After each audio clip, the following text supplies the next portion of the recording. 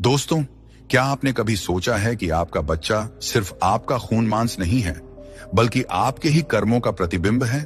क्यों किसी परिवार में संतान जन्म लेते ही आनंद और सौभाग्य लेकर आती है, जबकि कहीं वही संतान माता पिता के लिए दुख और संघर्ष का कारण बन जाती है? क्या यह केवल भाग्य है या इसके पीछे कोई गहरा आध्यात्मिक रहस्य छिपा है? परमहंस योगानंद जी कहते हैं, संतान वही आत्माएं हैं जो तुम्हारे अधूरे कर्मों से बंधी होती हैं और पुनर्जन्म लेकर तुम्हारे जीवन में प्रवेश करती हैं। और यही कारण है कि हमें अपनी संतान में केवल शरीर ही नहीं, बल्कि अपने कर्मों का आईना देखना चाहिए।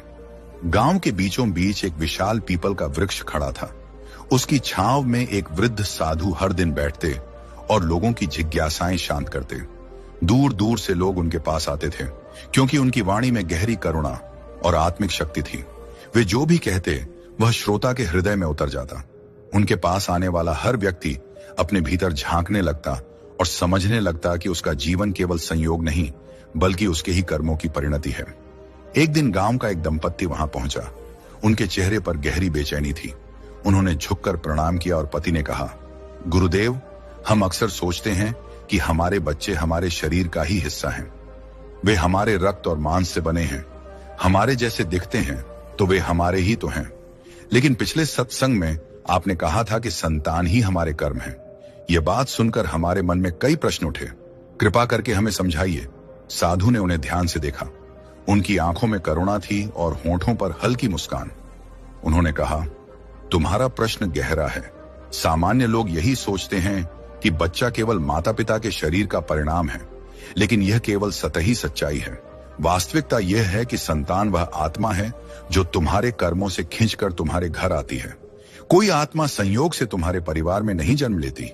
हर आत्मा उसी घर में जन्म लेती है जहां उसका कोई अधूरा संबंध, कोई आर्ण या कोई प्रेम का बंधन बाकी हो। यह सुनकर स्त्री की आंखें भर आईं। उसने पूछा, गुरुदेव, क्या आप कहना चाहते हैं कि बच्चा केवल हमारा नहीं है? साधु बोले, हाँ, बच्चा केवल तुम्हारा नहीं है। वह एक स्वतंत्र आत्मा है। उसका अपना लंबा सफर है। उसने अनेक जन्म लिए हैं, अनगिनत रिश्तों में रहा है। कभी वह तुम्हारा मित्र रहा होगा, कभी शत्रु, कभी भाई, कभी सेवक, और अब वही आत्मा तुम्हारे घर संतान बनकर आई है। क्यों? क्योंकि तुम्हारे और उसके बीच अधूरे बंधन थे। इन्हीं को ऋणानुबंधन कहते हैं। जब किसी आत्मा से तुम्हारा कोई अधूरा हिसाब रह जाता है, चाहे वह प्रेम का हो या द्वेष का, तो वह आत्मा फिर से तुम्हारे जीवन में आती है, कभी संतान बनकर, कभी किसी और रूप में। पति ने आश्चर्य से पूछा, ऋणानुबंधन, इसका अर्थ क्या है गुरुदेव? साधु ने कहा, ऋणानुबंधन का अर्थ है अधूरे रिश्तों का बंधन। जैसे अगर तुमने किसी आत्मा को दुख दिया है, तो वह आत्मा तुम्हारे पास आकर तुम्हें वही दुख लौटाएगी। और अगर तुमने किसी आत्मा से सच्चा प्रेम किया है, सेवा की है, तो वह आत्मा तुम्हारे जीवन में सुख और सहारा बनकर आएगी। यही कारण है कि कभी संतान माता पिता का गौरव बनती है और कभी वही संतान उनके लिए कष्ट और संघर्ष का कारण बन जाती है। यह सब केवल तुम्हारे कर्मों का खेल है। यह सुनकर वहां उपस्थित सभी लोग ध्यान से सुनने लगे। तभी भीड़ में से एक व्यापारी आगे बढ़ा। उसका चेहरा पीड़ा से भरा हुआ था। उसने कहा, गुरुदेव, मैं वर्षों से परेशान हूं। मेरा बेटा मेरी एक नहीं सुनता। वह विद्रोही है, उद्दंड है। मैं सोचता हूं कि मैंने तो कभी किसी के साथ बुरा नहीं किया, फिर मुझे ऐसा संतान क्यों मिला? साधु ने गहरी सांस ली और कहा, बेटा, आत्मा की यात्रा बहुत लंबी होती है। तुम्हें लगता है कि तुमने किसी के साथ अन्याय नहीं किया, लेकिन आत्मा केवल इस जन्म की गिनती नहीं करती। पिछले जन्मों में तुमने अपने एक शिष्य के साथ अन्याय किया था, उसे अपमानित किया था और उसका हक छीन लिया था। वही आत्मा अब तुम्हारे बेटे के रूप में जन्मी है।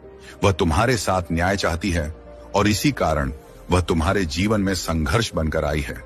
याद रखो, यह दंड नहीं है, यह केवल संतुलन है। ब्रह्मांड का नियम है, जैसा कर्म वैसा फल। व्यापारी के चेहरे पर गहरी सोच उतर आई। वह चुप होकर बैठ गया। साधु ने आगे कहा, देखो, संतान केवल आनुवंशिकता से नहीं आती। आत्मा का चुनाव तुम्हारे कर्म तय करते हैं। अगर तुमने पिछले जन्मों में किसी आत्मा को प्रेम और सेवा दी है, तो वह आत्मा तुम्हारे घर आकर तुम्हें सुख देगी। ऐसे बच्चे सहज ही माता पिता की आज्ञा मानते हैं, उनका सम्मान करते हैं। यह तुम्हारे सत्कर्मों का फल है। और जब तुमने किसी आत्मा को पीड़ा दी है, तो वह आत्मा तुम्हारे घर आकर तुम्हें वही पीड़ा लौटाएगी। यही कारण है कि संतान हमारे लिए सबसे बड़ा आनंद भी हो सकती है और सबसे बड़ी परीक्षा भी। ये सुनकर स्त्री ने फिर पूछा, गुरुदेव, तो क्या हम अपनी संतान को बदल सकते हैं? अगर बच्चा उद्दंड हो तो क्या संस्कारों से उसे सही मार्ग पर लाया जा सकता है? साधु ने मुस्कुराते हुए कहा, निश्चय ही। जैसे दर्पण में चेहरा वैसा ही दिखता है जैसा तुम हो, वैसे ही संतान भी माता पिता के संस्कारों का प्रतिबिंब होती है। अगर संतान में दोष है तो कहीं ना कहीं उसकी जड़ माता पिता के भीतर भी होती है। इसलिए सुधार की शुरुआत स्वयं से करनी चाहिए। जब माता पिता अपने जीवन में सत्य, प्रेम और अनुशासन लाते हैं, तब संतान भी उसी मार्ग पर चलती है। याद रखो, बच्चा खिलौना नहीं बल्कि आत्मा है। वह तुम्हारे घर इसलिए आया है कि तुम्हारे कर्म पूरे हो सकें, लेकिन अंततः वह आत्मा तुम्हारी नहीं, ईश्वर की धरोहर है।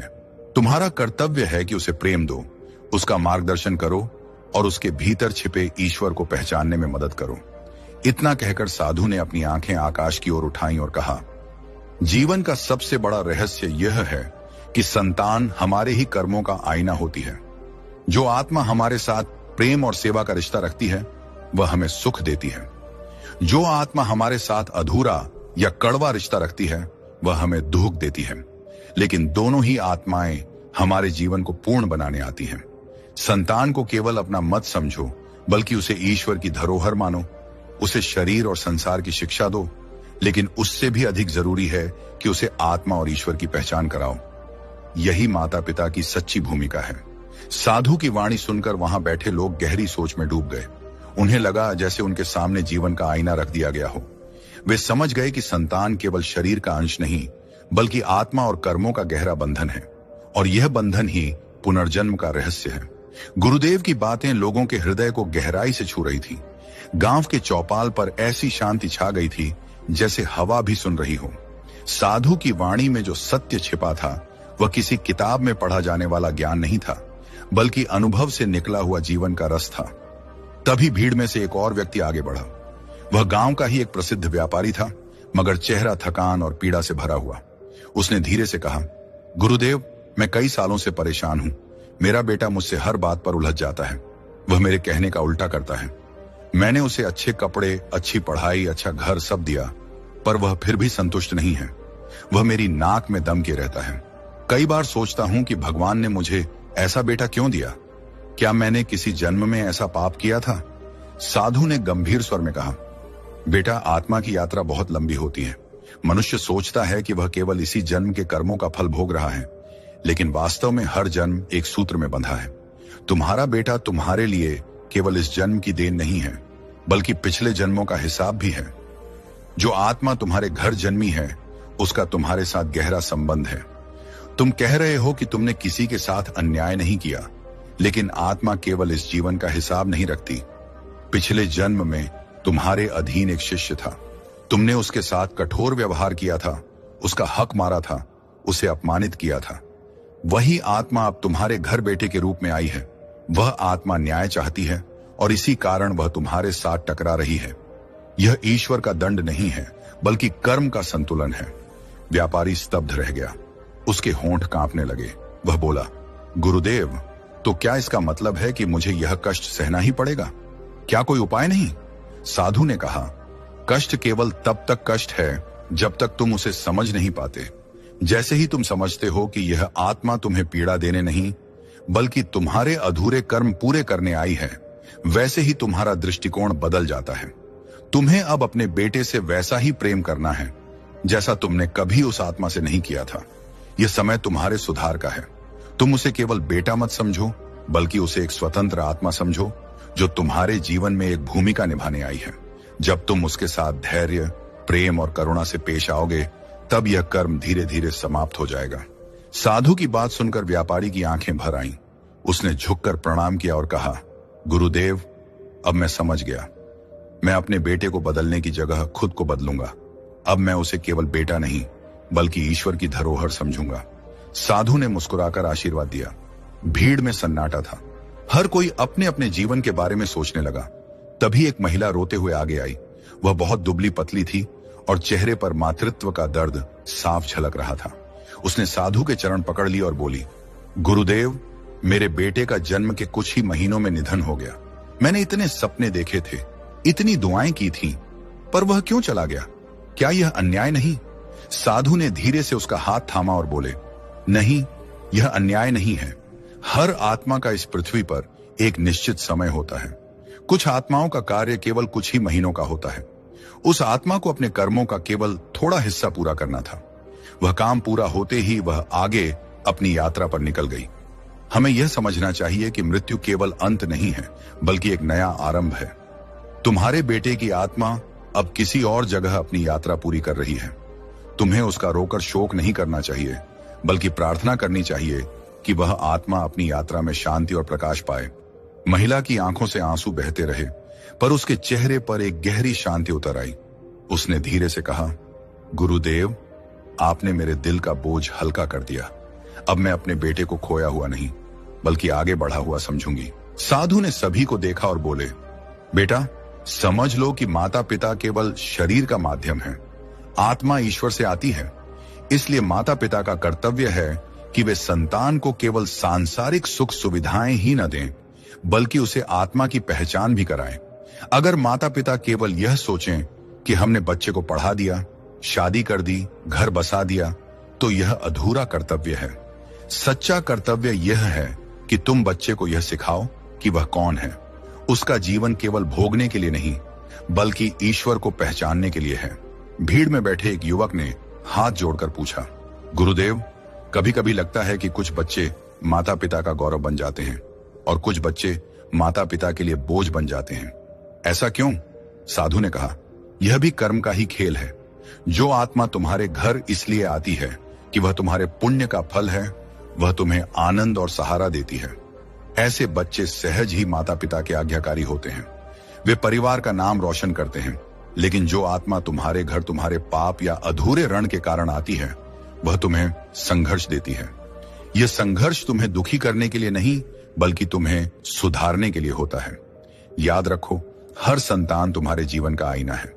अगर वह तुम्हें दुख देती है, तो वह तुम्हारे अधूरे कर्मों का संकेत है, और अगर वह तुम्हें सुख देती है, तो वह तुम्हारे सत्कर्मों का फल है। साधु की बातें मानो सबके दिल में उतर रही थी। हर कोई अपने जीवन के बारे में सोचने लगा, किस संतान से उसे सुख मिला और किससे दुख, और क्यों। साधु ने आगे कहा, कभी यह मत सोचो कि संतान केवल तुम्हारी है। उसका संबंध तुमसे अस्थायी है। वह आत्मा तुम्हारे पास कुछ समय के लिए आई है। उसका स्थायी संबंध केवल ईश्वर के साथ है। इसलिए संतान को प्रेम करो, उसकी देखभाल करो, उसका मार्गदर्शन करो, परंतु उसे अपनी संपत्ति मत समझो। वह स्वतंत्र आत्मा है। जब यह समझ माता पिता को हो जाती है, तब वे अपने बच्चों से बिना आसक्ति के सच्चा प्रेम कर पाते हैं। गुरुदेव की वाणी में इतनी गहराई थी कि लोग निशब्द हो गए, मानो किसी ने उनके दिल के पर्दे हटा दिए हों और जीवन का वास्तविक चेहरा दिखा दिया हो। अब हर किसी को यह एहसास हो रहा था कि बच्चे केवल खून और शरीर का हिस्सा नहीं है, बल्कि आत्माओं का संगम है। वे आत्माएं जो पिछले जन्मों के आरण और अधूरे संबंधों को पूरा करने के लिए इस जीवन में आए हैं। साधु की वाणी सुनकर लोगों के मन में कई प्रश्न उठ रहे थे। हर कोई अपने जीवन की घटनाओं को जोड़कर सोच रहा था कि कौन सी आत्मा किस रूप में उनके जीवन में आई और क्यों। तभी साधु ने अपनी गहरी आवाज में आगे कहना शुरू किया, बेटा, यह संसार केवल शरीरों का खेल नहीं है। असली खेल आत्मा और कर्मों का है। आत्मा कभी नष्ट नहीं होती, वह केवल शरीर बदलती रहती है। जैसे मनुष्य पुराने कपड़े उतारकर नए पहनता है, वैसे ही आत्मा पुराने शरीर को छोड़कर नया शरीर धारण करती है। यही पुनर्जन्म का शाश्वत नियम है, और हर आत्मा उसी घर में जन्म लेती है जहां उसके अधूरे कर्म पूरे हो सकते हैं। साधु ने अपनी दृष्टि आकाश की ओर उठाई, फिर बोले, तुम्हें लगता है कि तुम्हारे बच्चे संयोग से तुम्हारे घर जन्म लेते हैं, लेकिन सत्य यह है कि उनका जन्म तुम्हारे कर्मों की खींचतान से होता है। अगर किसी आत्मा का तुम पर कोई आरण बाकी है या तुम्हारे पास उसका ऋण है, तो वह आत्मा तुम्हारे घर आकर संबंध बनाती है। यह संबंध कभी सुख देता है और कभी दुख। भीड़ में बैठा एक युवक बोला, गुरुदेव, अगर आत्मा इतनी यात्राएं करती है, तो क्या हर जन्म में वही लोग हमारे आसपास होते हैं? साधु ने मुस्कुराते हुए कहा, हाँ बेटा, आत्माएं बार बार मिलती हैं। कभी माँ बेटे के रूप में, कभी पति पत्नी के रूप में, कभी मित्र या शत्रु के रूप में। जीवन का यह जाल बहुत सूक्ष्म है। जो आत्मा पिछले जन्म में तुम्हारा शत्रु थी, वही आत्मा इस जन्म में तुम्हारे घर बच्चा बनकर आ सकती है ताकि तुम दोनों का अधूरा हिसाब पूरा हो सके। और जो आत्मा पिछले जन्म में तुम्हारे लिए सहारा बनी, वही आत्मा फिर से लौट सकती है ताकि तुम्हें आगे भी सहारा दे सके। यही पुनर्जन्म का रहस्य है। भीड़ गहरी चुप्पी में डूब गई। सबके मन में अपने अपने जीवन की तस्वीरें घूम रही थी। कोई अपने माता पिता को याद कर रहा था, कोई अपनी संतान को, कोई अपने पति या पत्नी को। साधु की बातें उनके हृदय की गहराइयों को छू रही थी। तभी भीड़ में से एक स्त्री आगे आई। उसकी आंखें आंसुओं से भरी थीं। उसने धीरे से कहा, गुरुदेव, मेरे 3 बच्चे हुए, पर तीनों ही बहुत छोटी उम्र में इस दुनिया से चले गए। मैंने कभी सोचा था कि मैं मां बनूंगी, उन्हें अपने हाथों से बड़ा करूंगी, पर भगवान ने मुझे यह सुख नहीं दिया। क्या यह मेरे पाप का फल है? साधु ने बहुत कोमल स्वर में कहा, बेटी, ऐसा मत सोचो कि भगवान ने तुम्हें दंड दिया है। हर आत्मा का इस पृथ्वी पर एक निश्चित समय होता है। कुछ आत्माओं को केवल थोड़ी देर का ठहराव चाहिए होता है। वे जन्म लेती हैं, अपना छोटा सा अधूरा कर्म पूरा करती हैं और फिर आगे अपनी यात्रा पर निकल जाती हैं। तुम्हारे बच्चे केवल थोड़ी देर तुम्हारे पास रुके थे। उनका संबंध तुमसे संक्षिप्त था। तुम्हें दुख इसलिए हुआ क्योंकि तुमने उन्हें केवल शरीर से जोड़ा। लेकिन अगर तुम उन्हें आत्मा से जोड़कर देखोगी तो समझोगी कि वे आत्माएं अब भी जीवित हैं, बस किसी और शरीर में आगे बढ़ गई हैं। मृत्यु केवल अंत नहीं, बल्कि नए आरंभ का द्वार है। स्त्री की आंखों से आंसू झरते रहे, लेकिन उसके चेहरे पर गहरी शांति उतर आई। उसने महसूस किया कि उसके बच्चे कहीं खोए नहीं हैं, बल्कि आत्मा के रूप में आगे बढ़ चुके हैं। साधु ने भीड़ की ओर देखा और बोले, माता पिता को यह समझना चाहिए कि वे केवल संतान के शरीर के निर्माता हैं। आत्मा ईश्वर से आती है। आत्मा का चुनाव ईश्वर और कर्म करते हैं। इसलिए माता पिता का सबसे बड़ा कर्तव्य केवल इतना नहीं कि वे बच्चे को खाना पीना, कपड़ा और शिक्षा दें। असली कर्तव्य यह है कि वे बच्चे को सत्य और आत्मा की पहचान कराएं। अगर माता पिता केवल सांसारिक शिक्षा देंगे तो वे अपने कर्तव्य का आधा हिस्सा निभाएंगे, लेकिन अगर वे आध्यात्मिक मूल्यों की शिक्षा देंगे तो वे अपने कर्तव्य को पूर्ण करेंगे। भीड़ में बैठे एक बुजुर्ग व्यक्ति ने पूछा, गुरुदेव, तो क्या माता पिता को संतान के सभी कर्मों का बोझ उठाना पड़ता है? साधु ने कहा, नहीं, बोझ नहीं। माता पिता केवल माध्यम है। जैसे नदी किनारे पर 2 पेड़ खड़े रहते हैं और नदी उन पेड़ों के बीच से बहती है, वैसे ही आत्मा माता पिता के माध्यम से जन्म लेती है। माता पिता उसका मार्ग बनाते हैं, पर आत्मा अपनी यात्रा स्वयं करती है। माता पिता को यह समझना चाहिए कि बच्चा केवल उनकी संपत्ति नहीं है। वह स्वतंत्र आत्मा है जो कुछ समय के लिए उनके पास आई है। उसका स्थायी संबंध केवल ईश्वर से है। साधु ने आगे कहा, बच्चे हमारे जीवन का आईना होते हैं। अगर वे हमें खुशी देते हैं तो वह हमारे अच्छे कर्मों का परिणाम है। अगर वे हमें कष्ट देते हैं तो वह हमारे अधूरे कर्मों का संकेत है। माता पिता को चाहिए कि वे संतान में केवल दोष न देखें, बल्कि अपने जीवन को भी देखें। जब माता पिता अपने जीवन को सुधारते हैं तो संतान भी स्वतः सुधारने लगती है। जैसे दर्पण में चेहरा तभी साफ दिखता है जब हम स्वयं साफ होते हैं। भीड़ में सन्नाटा छा गया। हर कोई अपने मन में यह विचार कर रहा था कि उनकी संतान उनके कर्मों का प्रतिबिंब है। तभी साधु ने गहरी आवाज में कहा, याद रखो, जीवन में जो कुछ भी होता है वह केवल संयोग नहीं है। तुम्हारे घर जो भी आत्मा संतान बनकर आती है वह तुम्हारे कर्मों का परिणाम है। उसे स्वीकार करो, उसे प्रेम दो, उसका मार्गदर्शन करो, पर उसे अपनी संपत्ति मत समझो। वह आत्मा केवल कुछ समय तुम्हारे पास है, उसके बाद वह अपनी यात्रा पर निकल जाएगी। तुम्हारा संबंध उससे अस्थायी है, स्थायी केवल ईश्वर से है। साधु की वाणी सुनकर लोगों की आंखें भर आईं। उन्हें लगा जैसे उनके दिल का बोझ हल्का हो गया हो। अब वे समझ गए थे कि संतान केवल शरीर का अंश नहीं, बल्कि आत्मा और कर्मों का गहरा बंधन है। साधु की बातें सुनकर लोगों का मन जैसे किसी और ही लोक में पहुंच गया था। हर शब्द आत्मा को छू रहा था, हर वाक्य जीवन की गहरी परतों को खोल रहा था। तभी साधु ने थोड़ी देर मौन धारण किया। मौन ऐसा था जैसे गंगा की लहरों के बीच अचानक शांति उतर आई हो। सब लोग उनकी अगली बात सुनने के लिए अधीर थे। साधु ने धीरे धीरे कहना शुरू किया, बेटा, यह संसार केवल रिश्तों का जाल नहीं है, यह आत्माओं का विद्यालय है। हर आत्मा यहां सीखने आती है। माता पिता, संतान, भाई बहन, मित्र या शत्रु, ये सब केवल शिक्षक और सहपाठी हैं। आत्मा का असली उद्देश्य ज्ञान प्राप्त करना और ईश्वर की ओर लौटना है। जब तक आत्मा अपने कर्मों का हिसाब नहीं चुकाती और अपने भीतर की अज्ञानता को समाप्त नहीं करती, तब तक उसे बार बार जन्म लेना पड़ता है। भीड़ में से एक युवक ने पूछा, गुरुदेव, अगर आत्मा का लक्ष्य ईश्वर की ओर लौटना है तो वह बार बार क्यों भटकती रहती है? क्यों उसे पुनर्जन्म लेना पड़ता है? साधु ने उत्तर दिया, क्योंकि आत्मा जब पृथ्वी पर आती है तो उसे मोह, वासना, क्रोध, लोभ और अहंकार से घेर लिया जाता है। आत्मा भूल जाती है कि वह शुद्ध और अमर है। फिर वह शरीर, परिवार और संसार से अपने को बांध लेती है। जितना अधिक मोह बढ़ता है उतने ही अधिक कर्म बनते हैं, और जितने कर्म बनते हैं उतने ही पुनर्जन्म होते हैं। यह चक्र चलता रहता है जब तक आत्मा यह न समझ ले कि उसका असली घर ईश्वर है। जैसे कोई यात्री कहीं अस्थायी रूप से रुकता है पर अंत में अपने घर लौटना ही होता है, वैसे ही आत्मा को अंततः ईश्वर के पास लौटना पड़ता है। साधु की आंखों में गहरी करुणा थी। उन्होंने आगे कहा, तुम्हारी संतान भी तुम्हें यही सिखाने आती है। कभी वह तुम्हें त्याग का पाठ पढ़ाती है, कभी धैर्य का, कभी प्रेम का, कभी सेवा का। कई बार बच्चे माता पिता को दुख देकर भी उनका अहंकार तोड़ते हैं। तुम सोचते हो कि तुम्हारा बच्चा अवज्ञाकारी है, परंतु वह तुम्हें भीतर से झकझोर रहा है ताकि तुम अपने भीतर झांको। आत्मा का संबंध केवल सुख से नहीं है बल्कि सीख से है। हर आत्मा तुम्हें सिखाने आती है, चाहे वह सुख के रूप में हो या दुख के रूप में। भीड़ में एक बुजुर्ग महिला ने हाथ जोड़कर कहा, गुरुदेव, मेरी संतान ने मुझे बहुत कष्ट दिए। उसने घर तोड़ा, मुझे अपमानित किया। क्या वह भी मेरे पिछले जन्म का कर्म है?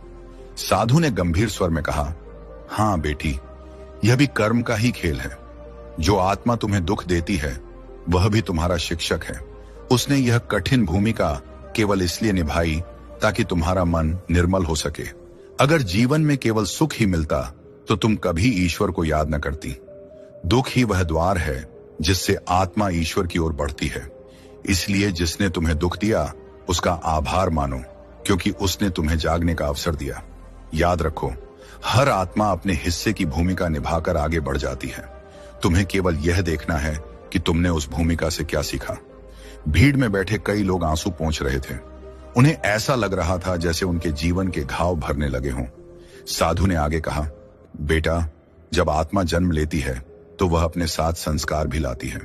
यह संस्कार ही उसके स्वभाव और कर्म को निर्धारित करते हैं। कोई बच्चा जन्म से ही शांत और सरल होता है तो कोई जन्म से ही चंचल या क्रोधी। माता पिता सोचते हैं कि यह तो संयोग है, परंतु यह संयोग नहीं, यह आत्मा के पुराने संस्कार हैं। तुम केवल उसका वातावरण बदल सकते हो, लेकिन उसकी आत्मा का बीज वही होता है जो पिछले जन्मों में बोया गया था। इसलिए माता पिता को चाहिए कि वे अपने बच्चों को संस्कारों की भूमि दें ताकि आत्मा अपने बीज को सही दिशा में बढ़ा सके। भीड़ में से एक युवक ने पूछा, गुरुदेव, क्या हम अपने बच्चों के भाग्य को बदल सकते हैं?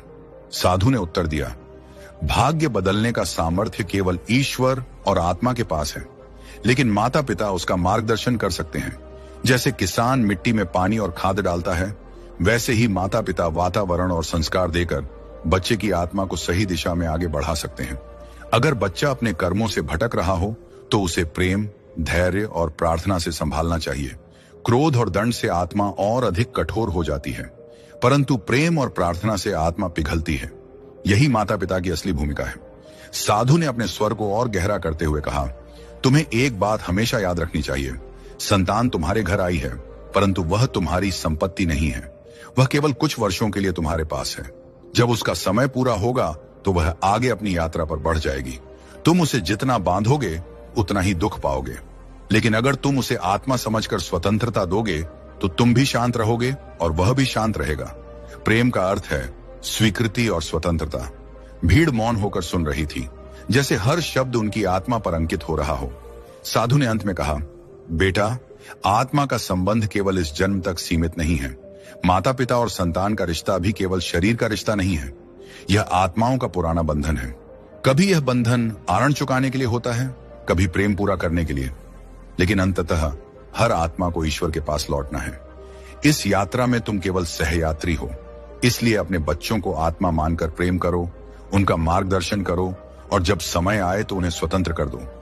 यही सबसे बड़ा धर्म है। साधु की वाणी समाप्त हुई, परंतु उनके शब्द हवा में गूंजते रहे। हर व्यक्ति अपने भीतर एक नई जागृति महसूस कर रहा था। कोई अपने बच्चों के चेहरे याद कर रहा था, कोई अपने माता पिता को। सभी ने महसूस किया कि रिश्ते केवल शरीर से नहीं, आत्मा और कर्मों से जुड़े हैं, और यही पुनर्जन्म का रहस्य है। उस दिन गांव के लोग बदले हुए मन से लौटे। किसी ने अपने बच्चों को गले लगाया, किसी ने अपने बुजुर्गों के पैर छुए, किसी ने अपने भीतर की कटुता को त्याग दिया। साधु की बातों ने उन्हें यह समझा दिया था कि जीवन केवल घटनाओं का मेल नहीं है, बल्कि आत्माओं का संगम है, और हर आत्मा अपने कर्मों का आईना लेकर इस संसार में आती है। गांव का चौपाल शांत हो चुका था। लोग अभी भी साधु के चारों ओर बैठे थे, लेकिन उनकी आंखों में उत्सुकता की लौ जल रही थी। साधु ने धीमी आवाज में कहना शुरू किया, बेटा, जीवन का सबसे बड़ा रहस्य यही है कि तुम्हारी संतान केवल तुम्हारे शरीर का हिस्सा नहीं है, वह तुम्हारे कर्मों का विस्तार है। तुम सोचते हो कि तुम बच्चे को जन्म देते हो, लेकिन सच यह है कि बच्चा तुम्हारे जीवन में इसलिए आता है क्योंकि उसके और तुम्हारे बीच कोई अधूरा संबंध, कोई अधूरा वचन, कोई अधूरा आण बाकी होता है। आत्मा कभी संयोग से किसी के घर नहीं जन्म लेती, वह वहां आती है जहां उसके कर्म उसे खींचते हैं। साधु ने अपनी छड़ी जमीन पर रख दी और आंखें बंद करके बोले, कभी ध्यान दिया है एक ही माँ बाप की दो संतानें कितनी अलग होती हैं? एक बच्चा माता पिता के लिए सौभाग्य लेकर आता है और सब कुछ चमका देता है, जबकि दूसरा उसी घर में जन्म लेकर दुख और कठिनाई का कारण बन जाता है। क्यों? यह इसीलिए क्योंकि वे आत्माएं अपने अपने कर्मों के हिसाब से उस घर में आई हैं। माता पिता ने कभी किसी आत्मा को दुख दिया तो वह आत्मा आरण चुकाने आती है। किसी आत्मा से प्रेम किया, उसकी मदद की, तो वह आत्मा आकर संतान के रूप में सुख देती है। यही गहरा आध्यात्मिक रहस्य है कि बच्चे दरअसल कर्मों का दर्पण होते हैं। लोग मंत्र मुग्ध होकर सुन रहे थे। साधु आगे बोले, आत्मा की यात्रा बहुत लंबी है। एक जन्म में आत्मा सबक नहीं सीख पाती, इसलिए उसे कई बार जन्म लेना पड़ता है।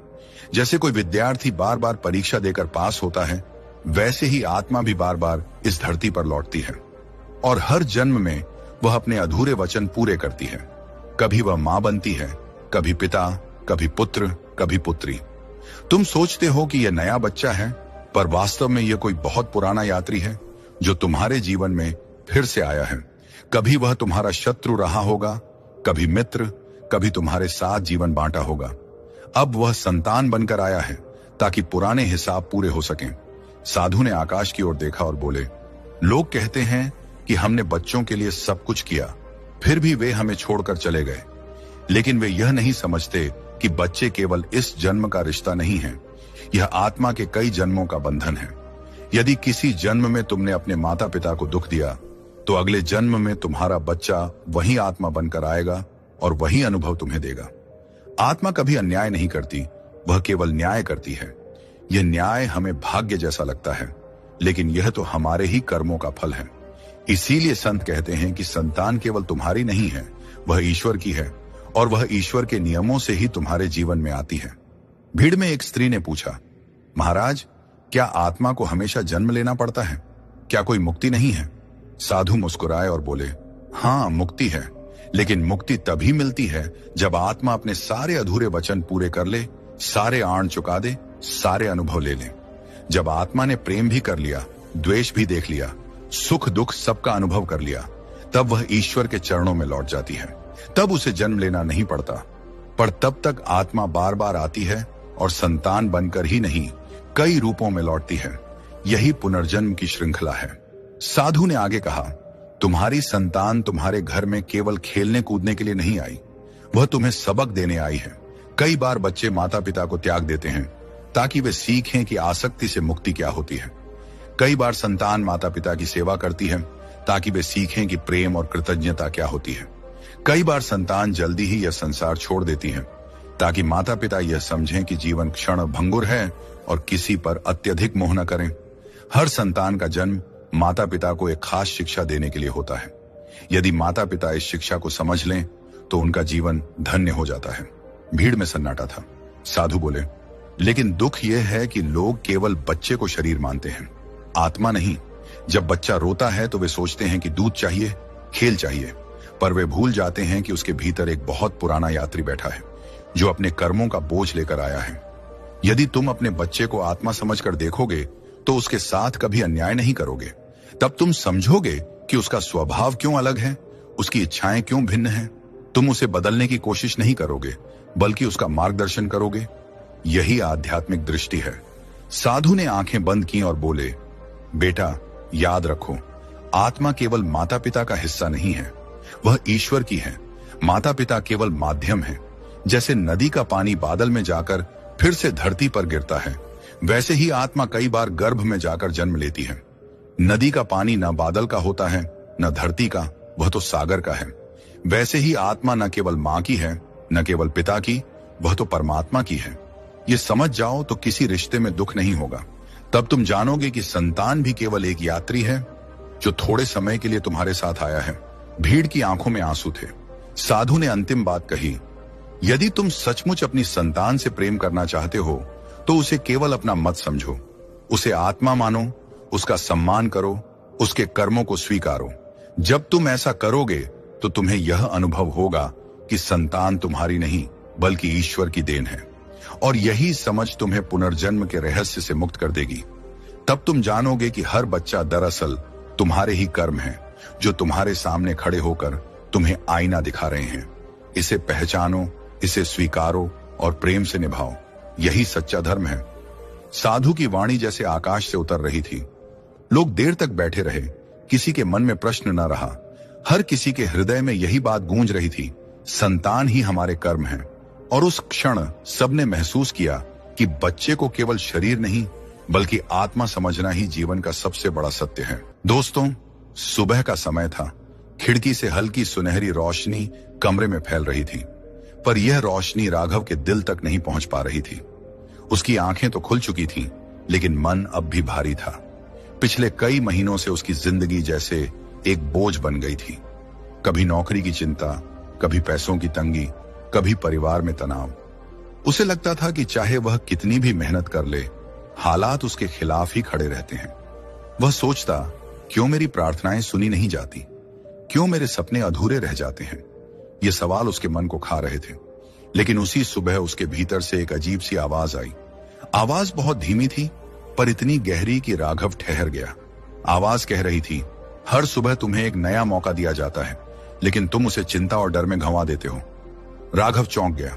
उसे लगा शायद यह उसका वहम है, लेकिन दिल ने कहा कि नहीं, यह आवाज कोई साधारण नहीं थी। उसी समय उसे पिछली रात पढ़ी हुई किताब याद आई। उसने परमहंस योगानंद जी की ऑटोबायोग्राफी ऑफ ए योगी का एक हिस्सा पढ़ा था, जिसमें लिखा था कि सुबह का पहला विचार पूरे दिन की दिशा तय करता है। योगानंद जी ने कहा था कि मनुष्य अपने विचारों से अपनी वास्तविकता रचता है। अगर सुबह उठते ही तुम्हारा पहला विचार सकारात्मक है तो पूरा दिन सकारात्मक घटनाओं से भरा होगा। लेकिन अगर पहला विचार चिंता या नकारात्मकता है तो वही नकारात्मक ऊर्जा तुम्हारे जीवन को भर देगी। यह वाक्य अचानक राघव के भीतर गूंजने लगा।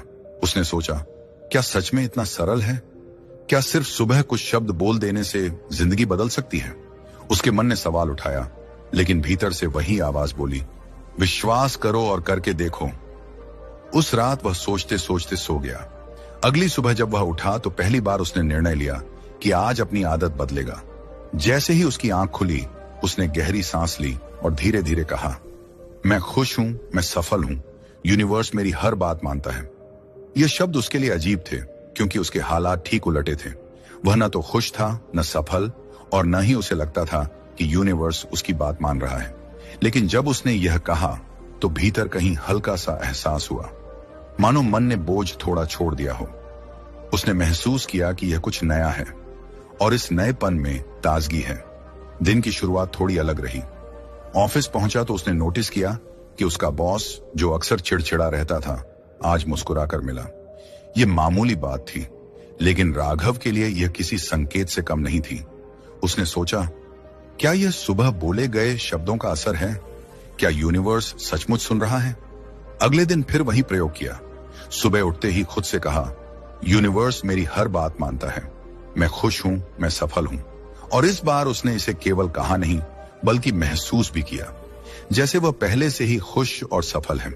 उसने कल्पना की कि उसके पास नौकरी की स्थिरता है, परिवार में शांति है और जीवन अवसरों से भरा हुआ है। उस अनुभव में उसने अपने दिल की धड़कन को अलग तरह से महसूस किया, जैसे भीतर से कोई ऊर्जा उठ रही हो। धीरे धीरे यह उसकी आदत बनने लगी। हर सुबह बिना चूके वह यही शब्द बोलता। कुछ ही हफ्तों में उसने अपने जीवन में छोटे छोटे बदलाव देखे। अचानक कुछ नए अवसर उसके सामने आए। पुराने दोस्त जिनसे सालों से बात नहीं हुई थी, उससे जुड़ने लगे और नए काम के अवसर देने लगे। घर में जहां अक्सर तनाव रहता था, अब हल्की फुल्की हंसी सुनाई देने लगी।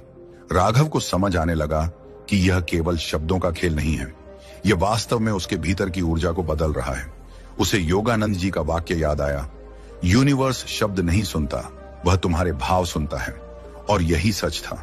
अगर वह केवल मुंह से कहता लेकिन भीतर विश्वास नहीं होता तो शायद कुछ नहीं बदलता। लेकिन जैसे ही उसने उन शब्दों को दिल से महसूस करना शुरू किया, वैसे ही जीवन बदलने लगा। एक दिन उसने ध्यान लगाया, आंखें बंद की और अफर्मेशन दोहराया। तभी उसे लगा कि उसके चारों ओर एक प्रकाश का घेरा है, जैसे कोई अदृश्य शक्ति उसे गले लगा रही हो और कह रही हो, हां, मैं सुन रहा हूं। यह अनुभव इतना गहरा था कि उसकी आंखों से आंसू बह निकले। उस पल उसे विश्वास हो गया कि यूनिवर्स सचमुच उसकी हर बात मानता है। राघव ने अपने जीवन में पहली बार महसूस किया कि वह अकेला नहीं है।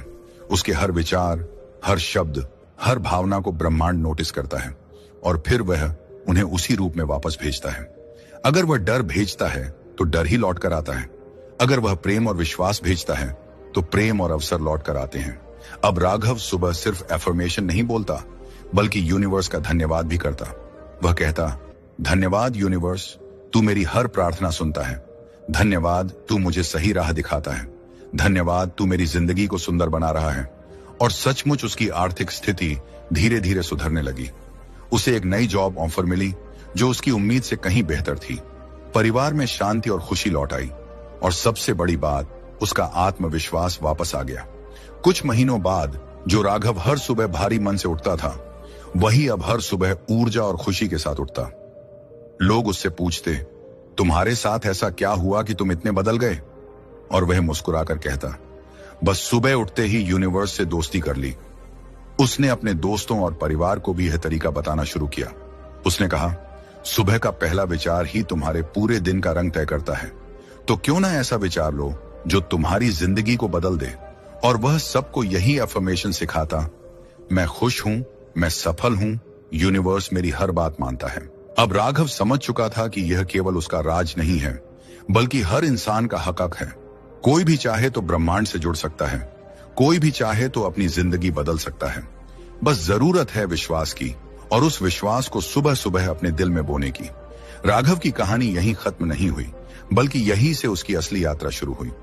अब वह समझ चुका था कि लॉ ऑफ अट्रैक्शन कोई जादू नहीं, बल्कि मन की शक्ति है।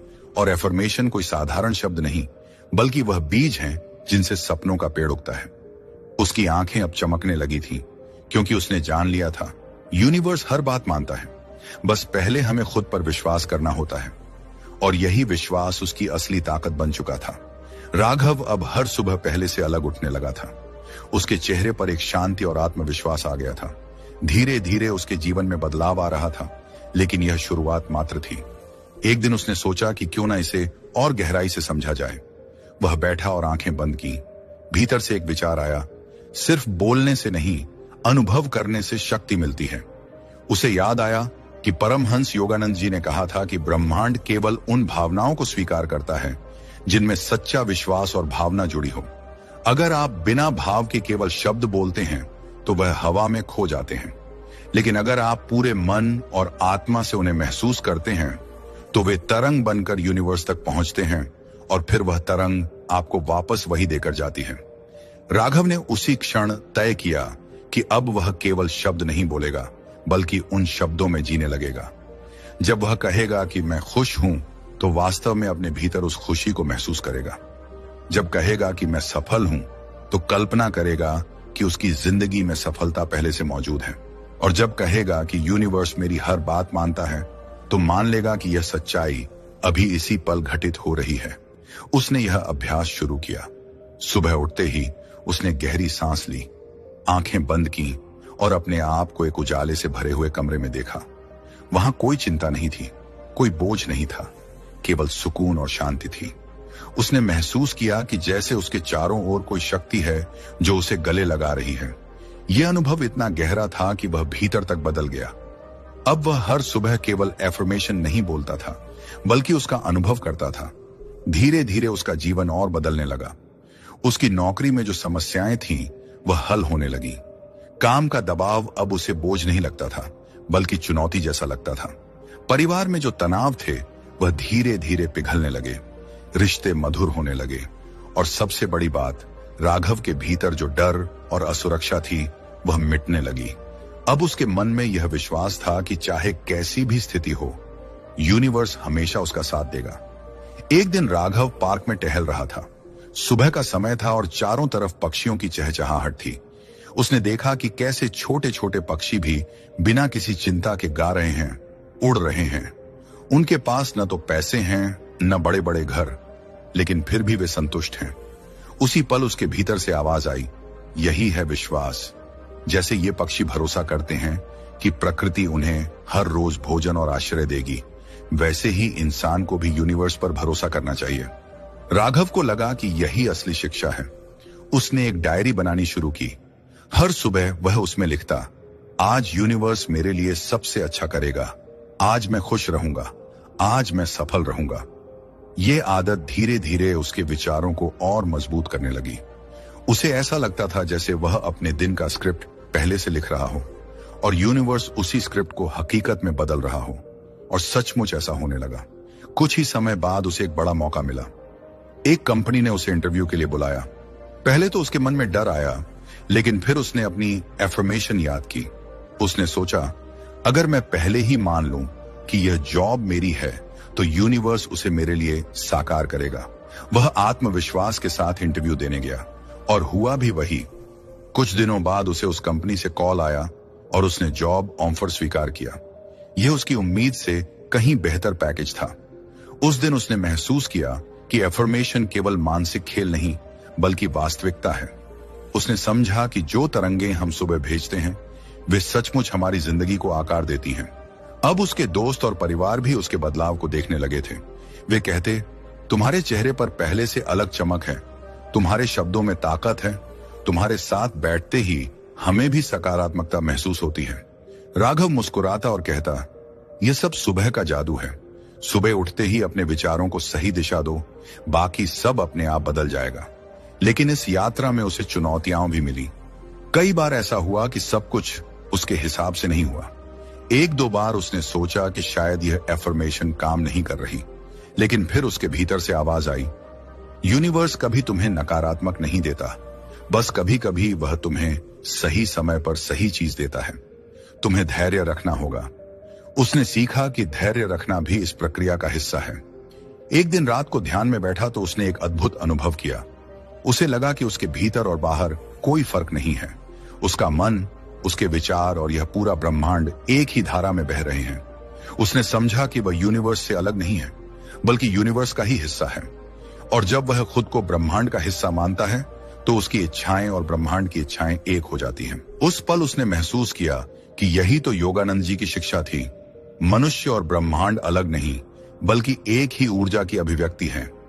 अगर इंसान अपने विचारों को शुद्ध और सकारात्मक रखे, तो ब्रह्मांड उसकी हर इच्छा को पूरा करने में मदद करता है। अब राघव केवल अपने लिए ही नहीं, बल्कि दूसरों के लिए भी अफर्मेशन करने लगा। वह सुबह कहता, मेरे परिवार में शांति है, मेरे दोस्तों का जीवन सुखमय है, सभी लोग स्वस्थ और प्रसन्न हैं। और वह देखता कि धीरे धीरे दूसरों की जिंदगी भी बेहतर होने लगी। उसे यह देखकर बहुत संतोष होता। वह समझ गया कि यह शक्ति केवल उसके लिए नहीं, बल्कि हर इंसान के लिए है। फर्क केवल इतना है कि कोई इसे अपनाता है और कोई इसे नजरअंदाज कर देता है। उसने ठान लिया कि अब वह इस शिक्षा को जितने लोगों तक पहुंचा सके, पहुंचाएगा। उसने अपने दोस्तों को सिखाना शुरू किया कि कैसे सुबह उठते ही एफर्मेशन बोलें, कैसे उन्हें महसूस करें और कैसे उनका असर अपनी जिंदगी में देखें। धीरे धीरे उसका छोटा सा ग्रुप बन गया, जिसमें सब लोग सुबह एफर्मेशन करते और अपने अनुभव साझा करते।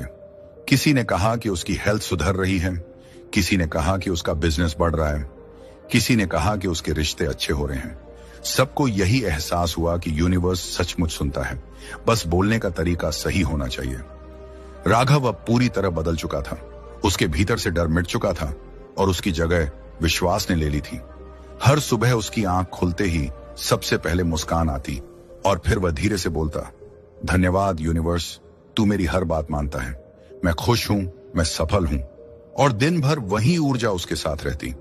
उसने यह भी समझा कि एफर्मेशन केवल सुबह तक सीमित नहीं, पूरे दिन अगर हम ध्यान रखें कि हम क्या सोच रहे हैं तो हमारी सोच ही हमारा भविष्य बनाती है।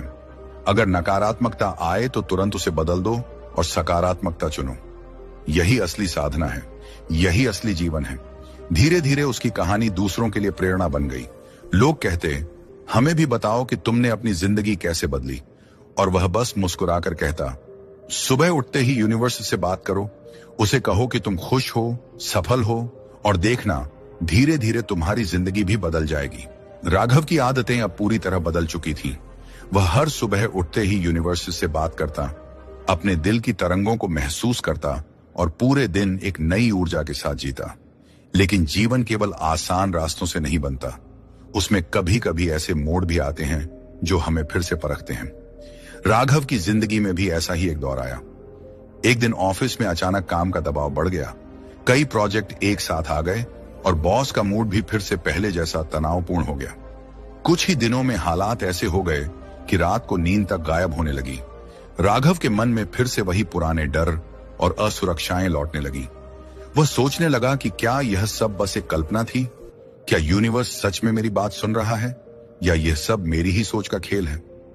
उस रात वह थका हुआ बिस्तर पर गिरा। उसकी आंखें बंद हुईं तो उसे भीतर से फिर वही धीमी आवाज सुनाई दी, तुम भूल रहे हो कि विश्वास का मतलब सिर्फ तब तक नहीं होता जब सब कुछ सही चल रहा हो। असली विश्वास वही है जब परिस्थितियां तुम्हारे खिलाफ हों और फिर भी तुम भरोसा रखो। ये शब्द उसके दिल तक उतर गए। उसे याद आया कि परमहंस योगानंद जी ने कहा था कि मनुष्य का विश्वास अगर परीक्षा की घड़ी में भी अडिग रहे तभी वह असली शक्ति है। अगली सुबह राघव ने फिर से खुद को संभाला। उसने आंखें बंद की, गहरी सांस ली और कहा, मैं खुश हूं, मैं सफल हूं, यूनिवर्स मेरी हर बात मानता है। लेकिन इस बार उसने और गहराई से कहा। उसने महसूस किया कि चाहे बाहर कितनी भी समस्याएं हों, भीतर उसका विश्वास अटूट है। उसे लगा कि यह एफर्मेशन केवल उसके शब्द नहीं बल्कि उसका आत्मबल है। दिन बीतते गए, काम का दबाव तो रहा लेकिन अब उसका असर पहले जैसा नहीं था। राघव ने देखा कि जब वह शांत मन से काम करता है तो समस्याएं अपने आप हल होने लगती हैं। पहले जो प्रोजेक्ट उसे बोझ लगते थे अब उनमें नए आइडिया आने लगे। धीरे धीरे बॉस का रवैया भी बदलने लगा। वह अब राघव की मेहनत को सराहने लगा। यह देखकर राघव को फिर यकीन हुआ कि एफर्मेशन और लॉ ऑफ अट्रैक्शन सचमुच काम करते हैं। उसने यह भी देखा कि अब उसके शब्द सिर्फ उसकी सोच को ही नहीं बल्कि दूसरों की सोच को भी बदल रहे हैं। ऑफिस में उसके सहकर्मी कहते, तुम्हारे साथ बैठते ही हमें भी हल्कापन महसूस होता है। कोई कहता कि वह पहले बहुत टेंशन में रहता था लेकिन अब उसके साथ काम करके आत्मविश्वास बढ़ता है। राघव को यह सुनकर खुशी होती। उसे लगता कि शायद यही एफर्मेशन का सबसे बड़ा फल है, केवल खुद नहीं बल्कि दूसरों को भी ऊर्जा देना। एक दिन राघव ध्यान में बैठा तो उसने एक अलग ही अनुभव किया। उसे लगा कि उसका शरीर नहीं बल्कि केवल ऊर्जा है, जैसे उसकी आत्मा ब्रह्मांड के साथ एक हो गई हो। उस पल उसे लगा कि जो शब्द वह सुबह बोलता है वे केवल शब्द नहीं हैं बल्कि उसके और ब्रह्मांड के बीच एक संवाद है। उसने समझा कि जब हम कहते हैं यूनिवर्स मेरी हर बात मानता है तो यह सचमुच एक सच्चाई है, क्योंकि हम यूनिवर्स से अलग नहीं हैं, हम उसी का हिस्सा हैं। उसने अपनी डायरी में लिखा, हर विचार एक बीज है। अगर मैं डर बोऊंगा तो डर उगेगा, अगर मैं विश्वास बोऊंगा तो विश्वास उगेगा, और अगर मैं प्रेम बोऊंगा तो प्रेम का पेड़ खड़ा होगा। उसने तय किया कि अब वह सिर्फ सकारात्मक बीज बोएगा। राघव की जिंदगी में अब एक और बदलाव आया। वह केवल अपने लिए नहीं सोचता था बल्कि दूसरों के लिए भी अफर्मेशन करता था। वह कहता, मेरे माता पिता स्वस्थ हैं, मेरे दोस्त खुश हैं, मेरे सहकर्मी सफल हैं। और धीरे धीरे उसने देखा कि सचमुच आसपास के लोग भी बदलने लगे। घर में माहौल और शांत हुआ, दोस्तों के कामों में सफलता आने लगी। यह देखकर उसे एक गहरा संतोष मिलता। समय बीतने के साथ उसका आत्मविश्वास इतना बढ़ गया कि उसने अपनी एक छोटी सी वर्कशॉप शुरू की। उसमें वह लोगों को सिखाता कि सुबह का पहला विचार कितना महत्वपूर्ण होता है। वह सबको समझाता कि अफर्मेशन केवल बोलना नहीं बल्कि उसे महसूस करना है। लोग उसकी बातें सुनकर प्रेरित होते और धीरे धीरे उनकी जिंदगी में भी बदलाव आने लगता। कोई कहता कि उसकी सेहत सुधर रही है, कोई कहता कि उसके रिश्ते अच्छे हो रहे हैं, कोई कहता कि उसे नए मौके मिल रहे हैं। राघव के लिए यह सब किसी चमत्कार से कम नहीं था। उसने सोचा कि जिस रास्ते ने उसकी जिंदगी बदली, अगर वह औरों को भी यह राह दिखा सके तो यह सबसे बड़ी सेवा होगी। उसे याद आया कि योगानंद जी ने कहा था कि असली आध्यात्मिकता केवल खुद के लिए नहीं, बल्कि दूसरों के जीवन में रोशनी लाने में है। लेकिन जैसे जैसे वह दूसरों को सिखा रहा था, खुद उसकी परीक्षा भी होती जा रही थी। एक बार अचानक उसकी नई कंपनी में मंदी आ गई और छंटनी की खबरें आने लगीं। उसके आसपास के लोग फिर से डर और तनाव में डूब गए। राघव के मन में भी हल्का सा डर आया कि कहीं उसकी नौकरी न चली जाए। लेकिन इस बार उसने अपने डर को ज्यादा देर तक जगह नहीं दी। उसने सुबह उठकर वही अफर्मेशन बोला और पूरे विश्वास के साथ कहा, यूनिवर्स मेरी हर बात मानता है और मैं सुरक्षित हूं। मेरे लिए जो सबसे अच्छा है वही होगा। कुछ हफ्तों बाद जब छांटनी की लिस्ट आई तो सबको आश्चर्य हुआ कि राघव का नाम उसमें नहीं था, बल्कि उल्टा उसे एक नई जिम्मेदारी और प्रमोशन मिला। उसने महसूस किया कि यही है विश्वास की असली ताकत। जब सब कुछ अनिश्चित हो और फिर भी आप यूनिवर्स पर भरोसा रखें, तभी जीवन चमत्कार दिखाता है। अब राघव की सोच और परिपक्व हो चुकी थी। वह जानता था कि एफर्मेशन का मतलब केवल सफलता मांगना नहीं है। इसका मतलब है ब्रह्मांड पर भरोसा करना, चाहे हालात जैसे भी हों। इसका मतलब है हर दिन इस विश्वास के साथ जीना कि यूनिवर्स तुम्हारे साथ है। राघव अक्सर रात को आसमान की तरफ देखता और तारों से भरे आकाश को निहारता। उसे लगता कि यह पूरा आकाश उससे बातें कर रहा है। हर तारा उसे याद दिलाता कि वह अकेला नहीं है। ब्रह्मांड विशाल है, लेकिन उसमें उसकी हर प्रार्थना, हर विचार दर्ज है। और जब भी सही समय आता है, वे विचार हकीकत में बदल जाते हैं। धीरे धीरे उसकी जिंदगी में इतना संतुलन आ गया कि लोग उसे अपना मार्गदर्शक मानने लगे। लेकिन वह हमेशा मुस्कुराकर कहता, मैं कोई गुरु नहीं, मैं भी तुम्हारी तरह इंसान हूं। फर्क सिर्फ इतना है कि मैंने यूनिवर्स से दोस्ती कर ली है। मैंने सुबह उठते ही उसके साथ संवाद शुरू कर दिया है, और यही तुम भी कर सकते हो। राघव अब जान चुका था कि जीवन केवल बाहरी चीजों का नाम नहीं है। असली जीवन भीतर की तरंगों से बनता है। अगर भीतर का संगीत सही हो तो बाहर की दुनिया भी सही बजने लगती है। और यह संगीत तभी सही बनता है जब हम सुबह उठकर सबसे पहला सुर सकारात्मक बजाते हैं। यही एफर्मेशन का असली रहस्य है। राघव की यात्रा अब तक उसे उस मुकाम तक ले आई थी जहां उसका आत्मविश्वास स्थिर हो चुका था। लेकिन जीवन का खेल यही है कि जब हम सोचते हैं कि अब सब ठीक हो गया, तभी एक नया मोड़ आता है जो हमें और गहराई में धकेल देता है। राघव के जीवन में भी ऐसा ही हुआ। उसकी नई नौकरी में वह सफल हो चुका था, परिवार में शांति थी और भीतर आत्मविश्वास था। लेकिन अचानक एक समय ऐसा आया जब उसके आसपास सब कुछ बदलने लगा। कंपनी का माहौल बदल रहा था। नए लोग आए, पुराने लोग चले गए। काम का दबाव पहले से भी ज्यादा बढ़ गया। अब वह केवल जिम्मेदारियों से ही नहीं, बल्कि प्रतिस्पर्धा से भी घिर गया था। कई बार ऐसा लगता जैसे सब उसके खिलाफ काम कर रहे हों। उसके मन में फिर से सवाल उठे, क्या यूनिवर्स सचमुच मेरी हर बात मानता है? अगर ऐसा है तो ये कठिनाइयां क्यों आ रही हैं? एक रात वह बहुत थका हुआ घर लौटा। कमरे की खिड़की से बाहर देखा तो आकाश काला और भारी था। दिल में बोझ था और सिर झुका हुआ। उसी पल भीतर से आवाज आई, तुम अभी भी भरोसा करना सीख रहे हो? कठिनाइयां इसीलिए आती हैं ताकि तुम्हारा विश्वास और मजबूत हो। अगर सब कुछ आसानी से मिल जाए तो विश्वास का मूल्य ही क्या है? ये शब्द उसके भीतर गहराई से गूंज गए। उसने महसूस किया कि यह यूनिवर्स का ही संदेश है। अगली सुबह उसने फिर से अपनी एफर्मेशन बोली, लेकिन इस बार उसने और गहराई से कहा, यूनिवर्स मेरी हर बात मानता है और मैं उन सब अनुभवों को स्वीकार करता हूं जो मुझे और मजबूत बनाते हैं। उसके भीतर हल्कापन आया। उसने महसूस किया कि कठिनाइयां बाधा नहीं, बल्कि रास्ते का हिस्सा हैं। उसने देखा कि जब भी वह शांत और विश्वास से भरा रहता है, तब समस्याएं खुद अपने हल लेकर आती हैं। लेकिन जब वह डर और गुस्से में डूबता है, तो हालात और उलझ जाते हैं। धीरे धीरे उसने यह सीखा कि उसकी असली शक्ति बाहरी परिस्थितियों को नियंत्रित करने में नहीं, बल्कि अपनी आंतरिक स्थिति को नियंत्रित करने में है। समय बीता और राघव ने इस अनुभव को भी अपना शिक्षक बना लिया। अब वह न केवल एफर्मेशन करता, बल्कि उसे जीता भी। जब भी मुश्किल आती, वह खुद से कहता, यह भी यूनिवर्स का दिया हुआ पाठ है, यह मुझे और ऊंचा उठाने के लिए आया है। इस सोच से उसकी मुश्किलें भी साधना का हिस्सा बन गईं। एक दिन वह ध्यान में बैठा तो उसने एक अलग ही दृश्य देखा। उसे लगा कि उसके भीतर एक विशाल महासागर है। बाहर चाहे तूफान क्यों ना हो, लेकिन उस महासागर की गहराई में हमेशा शांति है। उसने समझा कि यही असली जीवन है। बाहर की दुनिया में हमेशा उतार चढ़ाव रहेंगे, लेकिन भीतर का महासागर हमेशा शांत है। अगर वह सुबह उठकर उस शांति को याद कर ले तो कोई भी तूफान उसे हिला नहीं सकता। धीरे धीरे राघव का यह अनुभव उसकी पहचान बन गया। अब लोग केवल उसकी बातों से नहीं, बल्कि उसकी उपस्थिति से ही प्रेरणा लेने लगे।